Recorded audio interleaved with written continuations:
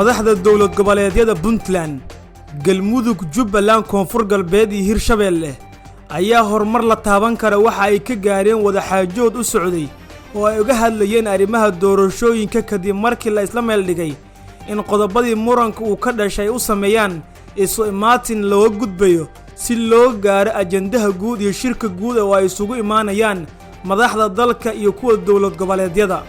ila xog ogaale ayaa xaqiijiyay saddex qodob oo muranku uu ka taagnaa haatan la xaliyay waana arinta gobolka Gado maamulidda doorashada xubnaha matalaya gobolada waqooyi ama Somaliland iyo in gogasha bri oo talaada lagu balansan yahay inay yeeshaan waa hadii la isku fahmo qodobada hore madaxda dawladda federaalka iyo dowlad goboleedyada looga gudbo caqabadaha kale hortaagan qabsoomidda doorashada iyo isu imaatin caafimaad qabo ay yeeshaan madaxda dowlad goboleedyada iyo gobolka Banaadir oo qayb ah iyo madaxda dowladda federaalka Puntland iyo Jubbaland madaxdooda ayaa ka tanaasulay in fadhigaas biri qabsoomi doono laga qayb galiyo gudoomiyaha aqalka sare oo hogaamiye u ah golaha badbaado qaran oo looga dhawaaqay 18 bishan Maarso 2022 magaalada Muqdisho kadib soo jeedin uga timid golaha midowga musharaxiinta iyo madaxda dowlad goboleedyada oo isjiidku kala dhaxeeya Villa Soomaaliya dowlad goboleedyada galmudug koonfur galbeed iyo Hirshabelle oo xulafo siyaasadeed la Villa Soomaaliya ayaa dhankooda la hordhigay in danta guud ay ka dhaxeegaan wada hadalka isla mar ahaantan dhinacan lagu xaglin oo ay sheegeen in damac ay u muujiyaan si doorashada dhinac u yeelato isla mar ahaantan loo hirgeliyo hanaankii lagu heshiiyay 17 Sebtembar 2020 balse fulinteeda ay ku adkaatay dhinacyadii saxiixay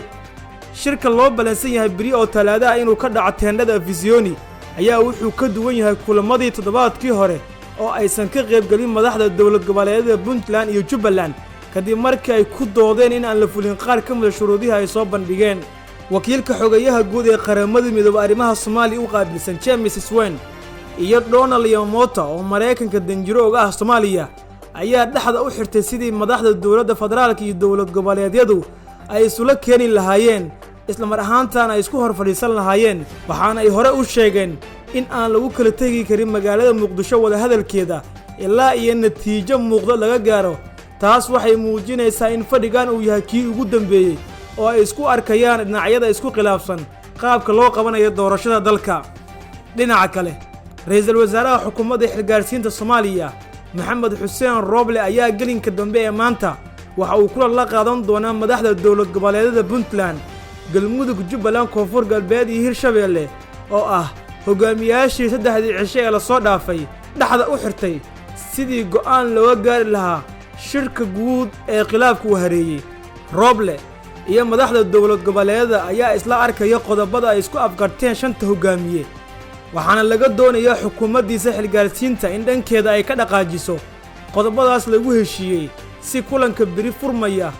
aan caqabad ugu noqon xukuumadda xilgaarsiinta ee ra'iisul wasaare Roble oo dusha saaran doonta fulinta qodobadan ayaa lagu wadaa in ay mas'uuliyadeeda qaadato ee ku aadan hirgelinta waxa lagu heshiin doono iyo heshiiskii 17 Sebtembar 2020